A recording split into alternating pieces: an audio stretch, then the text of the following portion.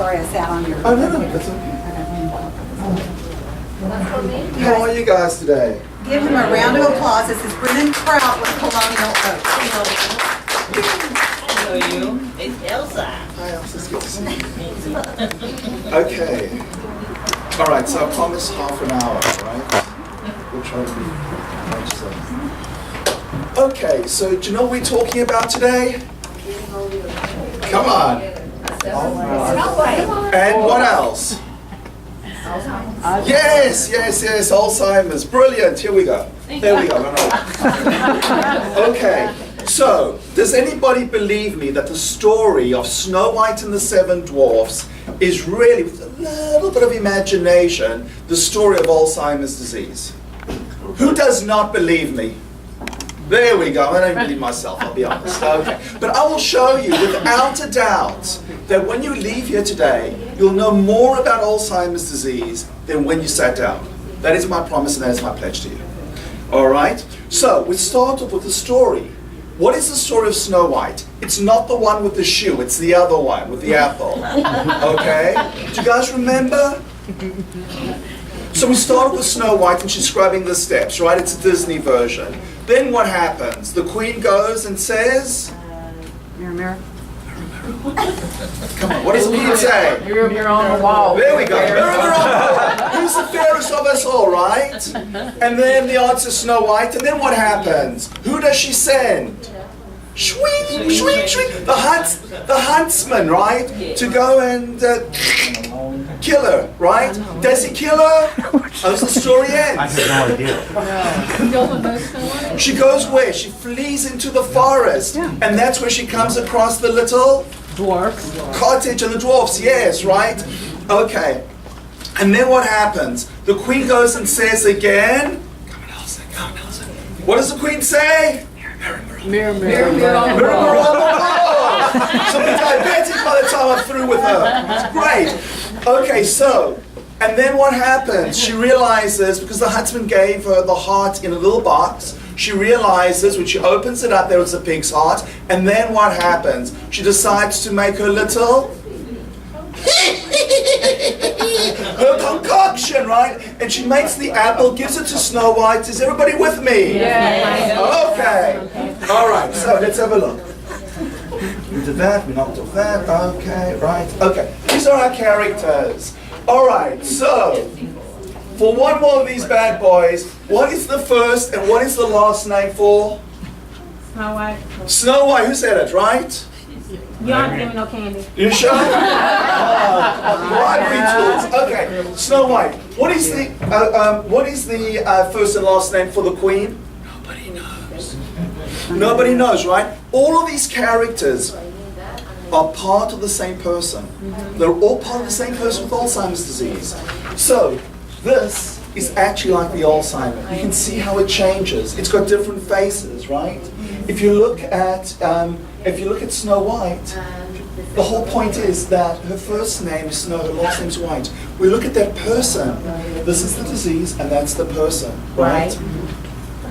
The prince is going to be about dignity. In actual fact, it's really an extension of you guys. And the huntsman and the apple are all those things that are going to cause her to decline. All right? So we've got a general idea, right, of who our folks are. Now, it's really interesting because she changes, and we'll talk about why she changes from there to there without explanation. Okay. How are we moving? All right, the woodlands animals, they help her with the ADLs, right? Whistle while you work, we'll learn about that. The cottage is about memory. And when what is the occupation of the dwarfs? What do? They go hi ho, hi ho, and off to work we go. But what do? They are miners. And what do you do if you're mining? You're Digging. digging, not you. I don't know. They're digging. But somebody with Alzheimer's, what are they digging for? Got mine, gold. Rachel, yes, memories. The diamonds are the memories. They're trying to dig deeper and deeper. And that's what happens. It has to go further and further back. It's like going into the earth, into the ground, deeper and deeper, just to find a little bit of something. Right? Okay. The magic, okay, so this is going to be the mirror, and that's going to be important because without mirror, mirror on the wall, that's the diagnosis. There would be no story. If the mirror had said that it was the queen, everybody lives happily ever after. The end. But if she doesn't, that the mirror doesn't, it says, who's the fairest? Snow White. And the dwarfs actually are a clinical scale, and they have something else they also do, to determine which stage somebody's in. I'm telling you, everything's in here. It's great. Absolutely great. Okay, so here's the thing. Ladies and gentlemen, what is the greatest risk factor for Alzheimer's disease? Come on, gold. What is the greatest risk factor? Louder! Age. Louder! Age! It's age. The Alzheimer's Association teaches us, they say like this, that when a person's about 65 years old, on average, can be more, can be less, they're looking at about 1 out of 8 people. So if there are 8 people that are 65, basically 1 of them they suspect would have Alzheimer's disease or some kind of dementia. If they're, for argument's sake, at the age of 70, it's 1 out of 7. And at the age of 85, it's 1 out of 2, 50%. So you've got 100 people, 50 of them will have it, right? On average. The greatest risk factor is age. And how do we know that? What is she wearing? Is she wearing a good suit or is she wearing rags? Rags. And what happens? Rags are like the skin. As they becomes used, what happens? They get thinner, they tear easily, and they're all kind of puckled and wrinkled. Okay? And it's exactly the same thing. The greatest risk factor for Alzheimer's is? Age. Right? Because we know. And what is she doing? She's scrubbing. And when they're scrubbing, it's like this business. It's called aberrant motor behavior. The playing. Have you guys ever seen that? When somebody that has significant memory loss plays and touches? It's called aberrant motor behavior. And when we meet her, what is she doing? She's scrubbing the stairs again and again. Okay. Now, this is very interesting. This is why this works, actually, one of the reasons. We have a look at her, the queen, right? What is she in relation to Snow White? Stepmother! Rachel, brilliant, genius. This is fantastic. A stepmother. But the only way that they can be related through being a stepmother is through The king. marriage. And that's how we know these two are together. The Alzheimer's and the person. They are married. It's not a good relationship, but it's through marriage that they are united. Because otherwise, it would be a woman and the king's daughter, right? But by virtue that she married the king, she becomes a stepmother, and that Alzheimer's now becomes the partner inside of that person. Okay, now we're cooking. What else do we have? She changes, and that's actually really interesting. Why? Nobody knows. But we see it with folks with Alzheimer's disease, where perhaps they don't recognize their own reflection. They see a little old lady in the mirror. A little old lady in the mirror that they believe that they're in their 40s. Right? They say, who is this person? Right? That's not me. This woman keeps talking to me. Because why? She believes that she's much younger. It's all here. It's a secret code. Shh. All right, let's have a look. Okay, so these two lives are going to come together. And Snow White, except for the dress, remains the same, right? I mean, really, basically the same. But what about the Queen? Does she remain the same? No, look at her. She starts actually off as a very attractive woman, right? Then not bad, and then she starts shrinking and she becomes the hag. And then, I mean, really, look at her. And then these two are together. But here's why the story works. Because as soon as Snow White takes the apple and she goes to sleep, the very next step, the dwarfs and the animals chase her over the cliff and she falls to her death. You can't have the one without the other. You can't kill the Alzheimer and save the person, or save the person and kill the Alzheimer, or vice versa. You can't do it, right? So that's why this works. This is why the story works, is that everything is within. That person is still the same person, but things are just more difficult to access. Okay, now we get to the good stuff. Okay, look at that. Let me ask you, that's mirror on the wall. Who's the fairest of us all? What is the real question somebody without a memory is asking themselves every day? Who am I? Yes, yes, yes, yes, yes! Who's the genius amongst us? There we go. Who am I? Right? Am I the Alzheimer or am I me? Who am I? Could you imagine being so lost? But it's also the diagnosis. Because once there is a diagnosis of Alzheimer's disease or Alzheimer's type dementia, or dementia of the Alzheimer's type, and we'll learn the difference in a second, then actually it's almost like a label. Now, the other thing that's interesting is this a man or a woman? A man. Are you sure? It's a woman. It could be a woman. Is this, what complected is this individual or this mirror? Is it green? Is it blue? Is it yellow? It's everything. Alzheimer's does not discriminate, right? Now, it's interesting because the queen is in front, which is beautiful, right? But this is what the reflection is. And it's interesting because she calls on it and it comes far away from time. It comes into the present. When does Alzheimer's... Right, it starts like in the 30s. In fact, in Vietnam, what they did was, these kids that were 16, 17 years old, they were dead. When they did the autopsies, they found the beginnings of heart disease. 16, 17 years old. But these changes, tiny changes occur. But in a small percentage of the population, there's actually a genetic correlation. The greatest risk factor is age. If somebody has a grandmother and a mother and a grandfather, it increases the risk. But it's not genetic. In a tiny percentage, they can actually go and identify the chromosome, number 21, that actually is, it's got a mutation. And this mutation goes generation to generation to generation to generation. And it's very, very early. Very early. The youngest that I've ever seen was a Baylor patient, and she was 29 years old. But when she declines rapidly. When somebody's in their late 80s, it's a much slower decline. Okay. So, we don't know, right?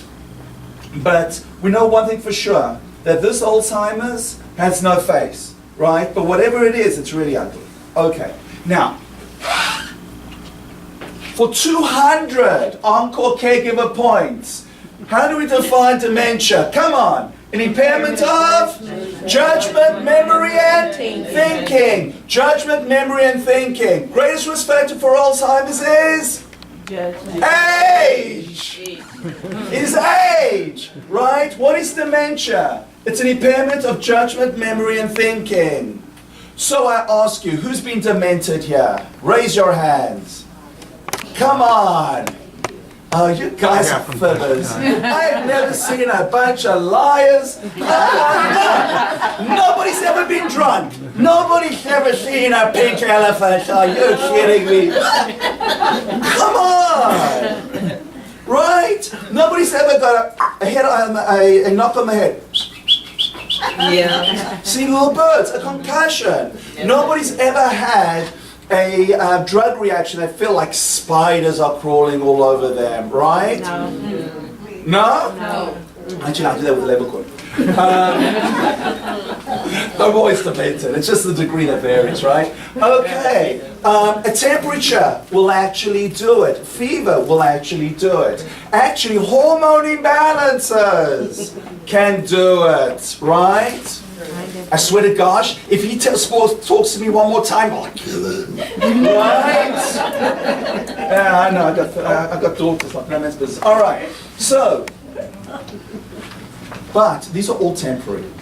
Is the bottom line?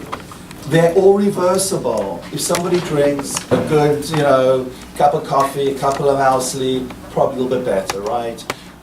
certain infections in the body, an antibiotic can make the difference. If somebody doesn't have B12 or they're deficient, they can become demented. Absolutely.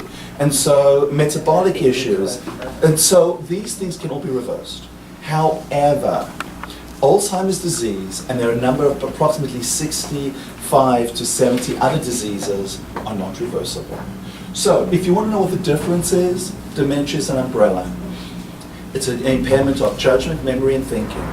And it would be like, God forbid, somebody getting a diagnosis of cancer. You don't just walk out, the person would walk out and say, oh, thank you very much. They would ask the question, what kind of cancer?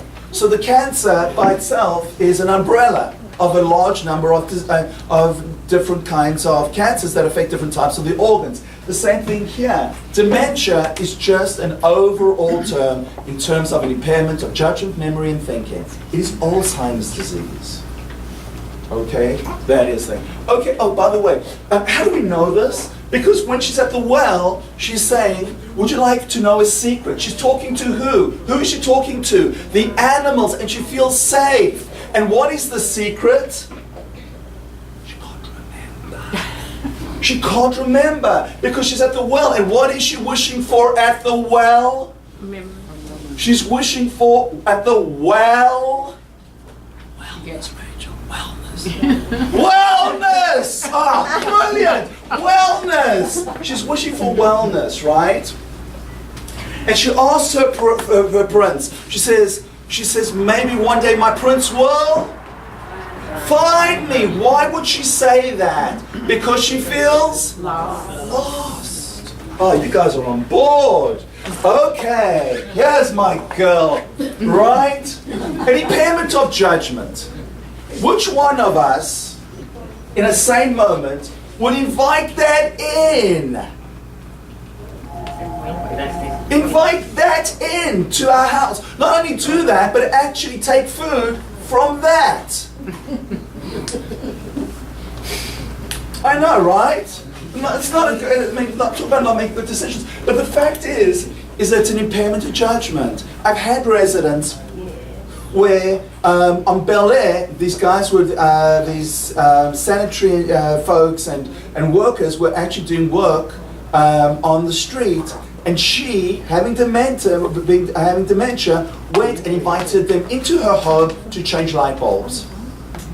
It's the same thing. It's no different because you don't recognize the danger.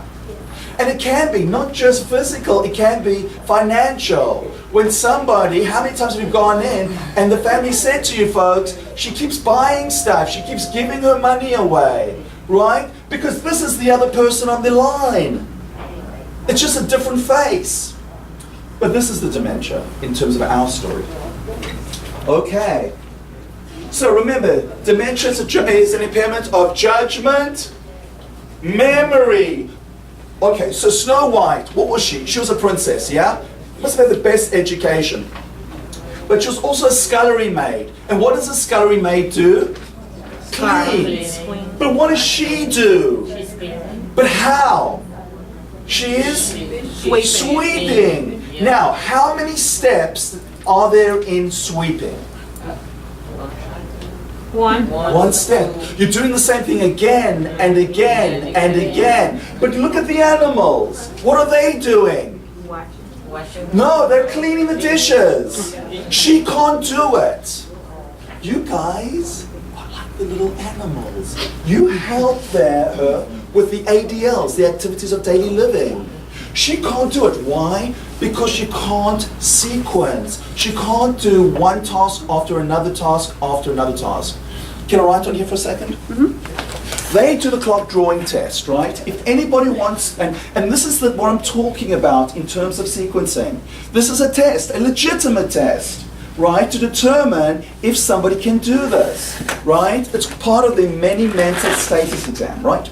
So they ask someone to draw a clock and put their hands about 10 to 11. So let's test you guys, right? What would you have to do in order to draw a clock? What's the first thing you'd have to do? A circle. Thank you. Okay.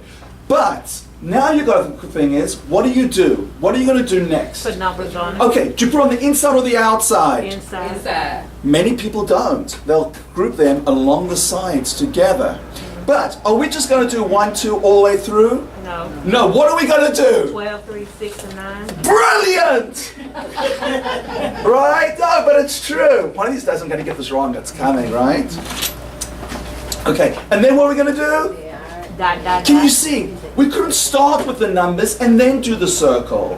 We've got to, each thing is built on the one before it. One misstep and the whole thing goes brr, brr, right? Okay, so we got 1, 2, 3, 4, 5, 6, 7, 8, 10, 11, thank goodness. Okay, all right, cool. What's the next step? 10 to 11. Draw the line. Right, okay, so you're going to do a small, you're going to do a big one and you're going to do a small one. And so, but often it doesn't even get past the stage. These folks are not able. So I've had folks where they've gone there and in an attempt to pour cereal, have done the right things. Right. Taken the cereal, poured it. Taken the milk, poured it. Put the sugar, but forgot the bowl. It was going all over the floor. Right? Okay, so judge of memory and thinking. Okay? So that's the point. Is that these little animals are the ones that are doing the washing and the cleaning. Because why? They can do it. She just repeats the same procedure again and again and again. All right, judge of memory and thinking. Okay, so she talks into this echo, right? It echoes back. But the thing with an echo in this movie, right, in Snow White and Seven Dwarfs, the Disney version, is that an echo can't change. It only responds to exactly the same thing. What comes out must come back. It can't change. It doesn't think for itself. It's exactly the same thing as Snow White here. Why? How many of your clients will tell the same story again and again and again? They'll use the same words, the same change in tone, exactly the same thing. It doesn't change. Am I right? Yes. Am I right? Yes. Okay. And when we isolate the echo, what is she saying? I am wishing to find me today. I am hoping the nice things he'll say. Because she wants Rachel. Gosh, brilliant. Validate. Ooh, validation. She wants validation. That's Rachel. All right. What does she want? Validation. Validation! All right. This is so cool. How do they diagnose Alzheimer's disease? By process of elimination. So they will do all kinds of tests. And at the end, whatever remains must be the truth, says Sherlock Holmes, right? So they've done all these tests. At the end, they're all negative. They say it's going to be Alzheimer's type dementia or dementia of the Alzheimer's type. But how can they actually test? Is there a test for Alzheimer's disease? No. The only way to determine is in terms of autopsy. In other words, what they'll do is they'll lift the calvarium when someone's dead, and they'll take a piece of the brain, they'll look under a microscope, and they'll be able to see what's wrong. It's the only way. She does exactly the same thing. When she learns that Snow White is still alive, what does she do? She opens the chest, the box, right? Opens the box like she's opening the top of the skull. And then what is she doing? Like she would, like a scientist would in a microscope. What is she doing? She's looking at it, and then she realizes it's a pig's heart. Right? It's the same thing here. In terms of Alzheimer's disease. Sure, you've seen that, right? And we'll talk about that in a moment. Anxiety, right? Getting really upset, and there's a particular time of the day. Who's that? Which one of our dwarfs? Grumpy. Grumpy! We've seen that, huh? Okay? Dysphoria, crying. Somebody just suddenly cries. And you say, oh, Miss Jean, it's fine. But it's not really fine, is it? We spoke about the behavior.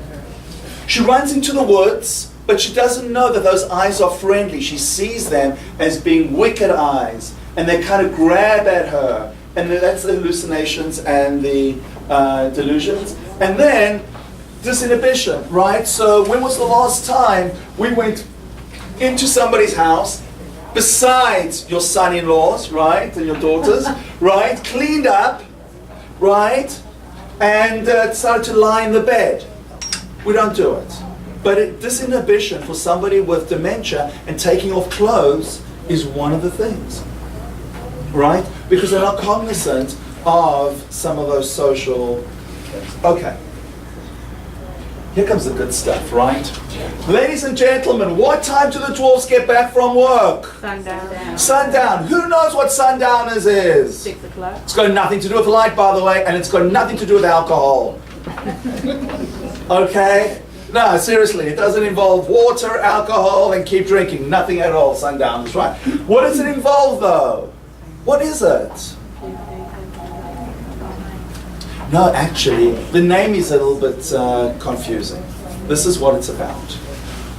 I know that when Mary Lou wakes up in the morning, she jumps out with an excitement like 20 people. It's like a toothpaste commercial. Every day. Every day. Probably not. She probably does what all of us do. We hit the alarm clock.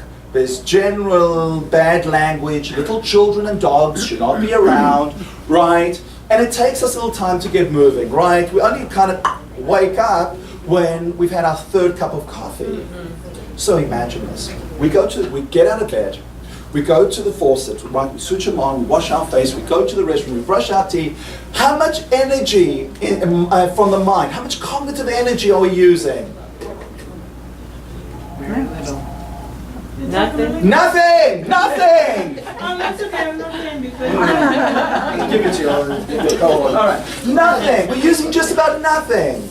Right, but think about this. When somebody with Alzheimer's disease goes, puts on the taps, right? If there is a plug at the bottom, the water rises. If there's no plug, it goes through. But the brain has to really work. Think about it. Do you realize there's only one thing on this earth?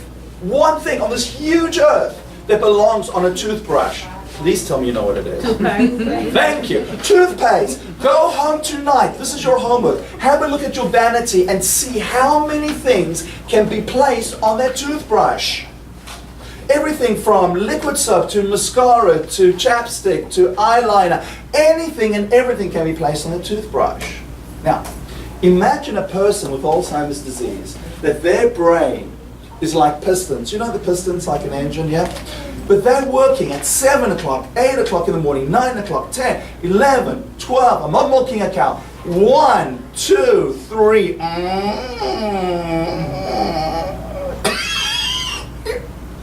But help us through.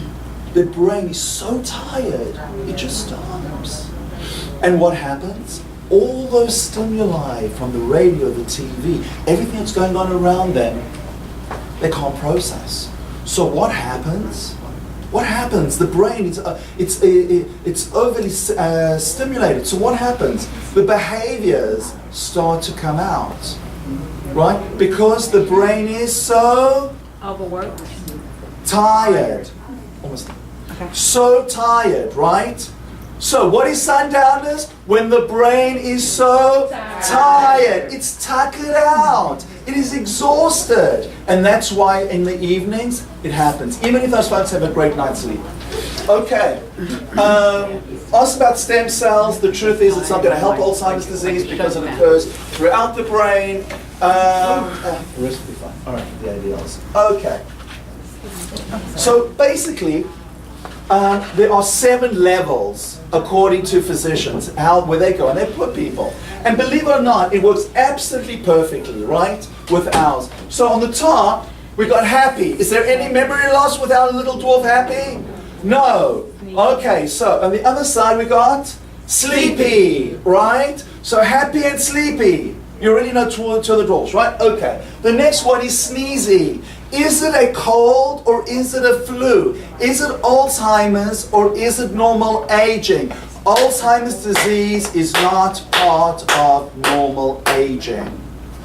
Okay, really important. Alzheimer's disease is not part of normal aging. As we get older, the brain will shrink, but this is a disease. It's not part of normal aging. Okay, so the next thing is Doc, and he's actually got speaking problems in the movie. He says, look, our house lights it. He's got all kinds of speaking issues. Yeah. You've had clients like that, right? Absolutely, word finding problems, right? So we got happy, we got sleepy, we got sneezes at Alzheimer's, we got dark with the talking, the next one's bashful. These folks are afraid to do the wrong thing or afraid to say the wrong thing. So they become more withdrawn or shy or bashful. They become more, look at him. They become shy because they don't want to say. They used to be great conversationalists. Now you have to ask questions in order just to get a little bit of information.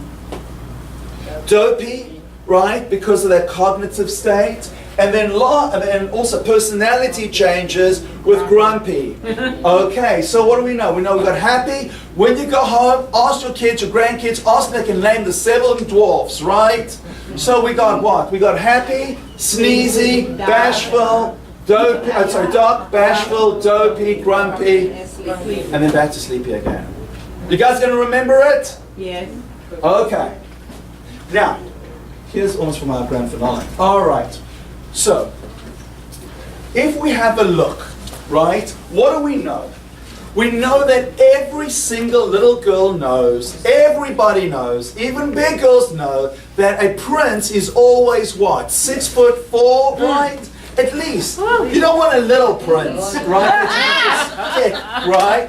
You want a guy that's tall and strapping, right? Yes. Right, I got pipe in her arms, it's a mess. I'm disqualified. Right, but look at him. Look at the prince, he's 6'4". Look at the horse, it's much bigger, right? So if the prince is 6'4", then surely the horse has got to be 6'8". But here's the thing. What does he do? And these little folks are all surrounding. They're supporting Snow White. Remember, she's the one with Alzheimer's disease, right? So she is being supported. She's on the horse. Now, the final scene. What does he do? Does he get behind her, put his arms around her, or does he lead her? He leads her. When Milton was talking earlier, that's the picture he was painting, right? He was talking about independence. How would she feel if he went and put her arms around her and took the reins? Would she feel empowered? Would she feel like she is the one that's on the... No! But if he leads her, she's on the horse and she feels like she's in control. Exactly. And that's what it is. That is, in fact, independence. Now, somebody's going to say, but listen, she wakes up, right? And I will tell you this, without a doubt, that all that happens here is that there's a difference in communication. In the beginning, he could talk to her. Look at her, she's in a glass coffin.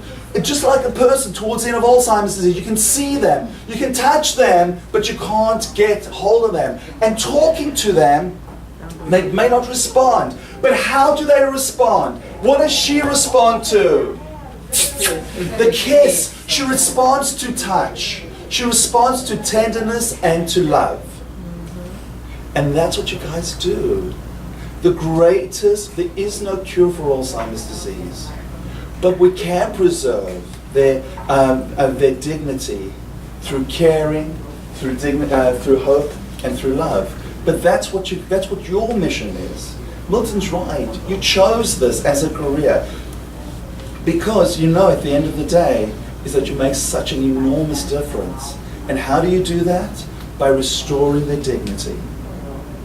Right? It makes such a huge difference. So just like Milton and Nora and Mike and Mary Lou, we're all indebted to you.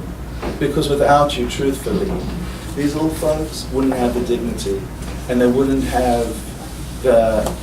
be able to go through their journey without you.